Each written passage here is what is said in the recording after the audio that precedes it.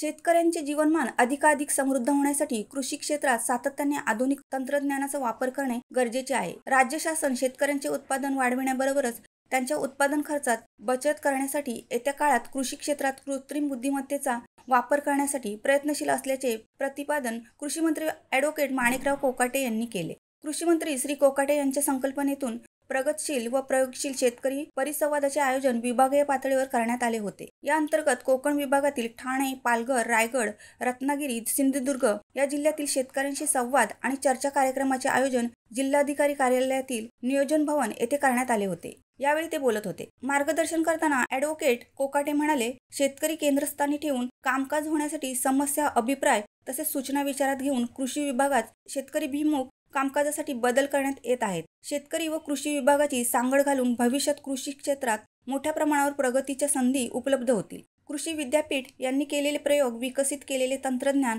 हवामान बदल, पीक पद्धती याची माहिती तात्काळ शेतकऱ्यांना उपलब्ध करून देण्यासाठी प्रभावी कार्यपद्धती वापरावी। समाज माध्यमे, विविध संदेश वाहनाची साधने वापरावीत, तसेच शेतकऱ्यांशी सातत्याने संवाद ठेवावा। कृषी विभागाची कार्यपद्धती अधिक प्रभावी होण्याच्या अनुषंगाने तसेच कृषी धोरण बनविताना शेतकऱ्यांच्या अडचणी, समस्या तसेच सूचना व प्रस्ताव यांचा समावेश करण्याच्या उद्देशाने या संवाद चर्चासत्राचे आयोजन करण्यात आले होते। रासायनिक खतांच्या वापरातून मानवी आरोग्यावर होणारे दुष्परिणाम टाळण्यासाठी शेतकऱ्यांनी आधुनिक तंत्रज्ञानासह सेंद्रिय शेतीकडे वळावे, असे आवाहन करून राष्ट्रीय सेंद्रिय सहसंस्थेच्या माध्यमातून सेंद्रिय मालाला हक्काची बाजारपेठ उपलब्ध करून देण्यासाठी प्रयत्नशील असल्याचेही ॲडव्होकेट कोकाटे यांनी यावेळी सांगितले। काय नेमकं घडलं आणि शेतकऱ्यांनी काय नेमक्या समस्या मांडल्या? शेतकऱ्यांनी अनेक सूचना केलेल्या आहेत।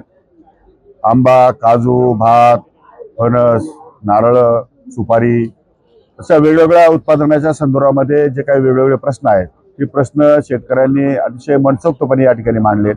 त्यामध्ये येणाऱ्या अडचणीच्या संदर्भात त्यांनी चर्चा केली, वावपव केलेला आहे।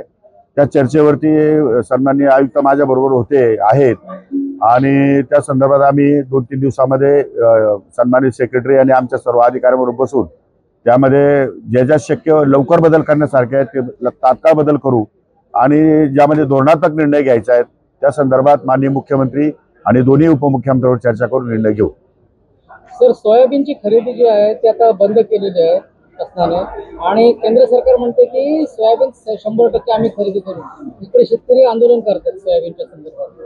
तो पणन विभागाकडे तो भाग असल्यामुळे त्या संदर्भात मी जास्त भाष्य करू इच्छित नाही, परंतु पणन मंत्री त्या संदर्भात आपल्याला खुलासा करतील। मला असं पणन मंत्र्यांनी सांगितलेलं आहे की ऑलरेडी आपली खरेदी सुरू आहे, काही ठिकाणी काही अडचणीमुळे खरेदी थांबलेली आहे, पण ते सर्व सोयाबीन खरेदी करू असा त्यांचा या ठिकाणी मला निरोप आहे। साहेब, आंबा हा कोकणातला महत्त्वाचा आणि निर्यात होणार, सगळ्यात जास्त निर्यात होणारा पीक आहे, परंतु आंबा निर्यातीचा थेट फायदा शेतकऱ्यांना होत नाही, मधल्या दलालांना मोठ्या प्रमाणात। ते शेतकऱ्यांनी या संदर्भात शेतकऱ्यांनी त्या गोष्टी मांडलेल्या आहेत। या संदर्भामध्ये एक्सपोर्ट झालेला आंब्याचा OTP हा शेतकऱ्यांच्या डायरेक्ट नावावर या ठिकाणी यावा अशी त्यांची मागणी आहे। तर ते मागणी असते, त्यामुळे त्या संदर्भात आम्ही शासन विचाराधीन आहे। काजू निर्यातीला हमी भाव नाहीये, कारण आयात झालेला काजू असतो। निर्यातीला कुठल्याही गोष्टीचा, कुठल्याही उत्पादनाला निर्यात केली त्याला हमी भाव नसतो। हमी भाव हा MSP केंद्रामध्ये उत्पादित केलेल्या मालावर असते। एक्सपोर्ट केल्यानंतर त्याचे भाव कमी होतात किंवा जास्त होतात, ते डिपेंड्स, म्हणजे डिमांड आणि सप्लायवरती अवलंबून असतं। त्यामुळे ते डिमांड सप्लाय काय असेल त्याच्यावरती ते ठरेल। स्थानिक काजू महाग पडतो आणि आयात केलेला काजू स्वस्त पडतो। ठीक आहे, आयात कर वाढविण्यासंदर्भामध्ये आम्ही केंद्र सरकारला सूचित करणार आहोत। सर, नॅनो DAP आणि नॅनो युरियाच्या खरेदीमध्ये मोठा भ्रष्टाचार झाल्याचा आरोप नाना पटोले यांनी केला आणि याची सखोल चौकशी करावी अशी मागणी केली। ठीक आहे ना, चौकशी घेऊन, माहिती घेऊन आणि मी आपल्याला म्हणजे चौकशी करण्याची गरज पडली तर आम्ही चौकशी पण करू।